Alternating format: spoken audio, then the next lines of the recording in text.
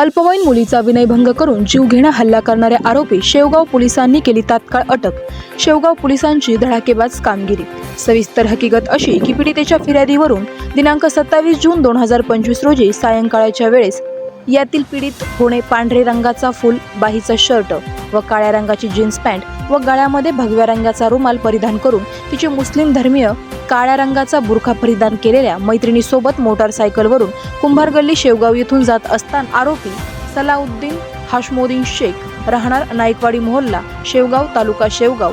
गुलाम Gosse Qureshi राहणार खाटीक गल्ली शेवगाव तालुका शेवगाव असे स्कूटी मोटारसायकलवर येऊन पीडित ही चालवित असताना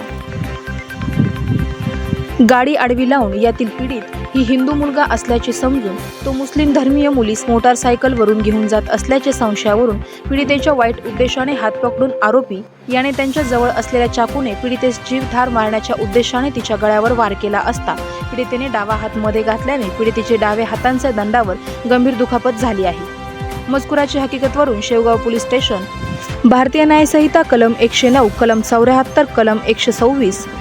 कलम 3 सह बालकांच्या लैंगिक अत्याचारापासून संरक्षण व प्रतिबंध अधिनियम 2012 चे कलम 8, कलम 12 प्रमाणे गुन्हा दाखल करण्यात आला आहे।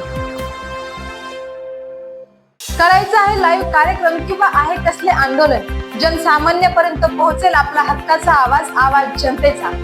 बातमी व जाहिरातीसाठी संपर्क करा स्क्रीनवर दिलेल्या नंबरवर।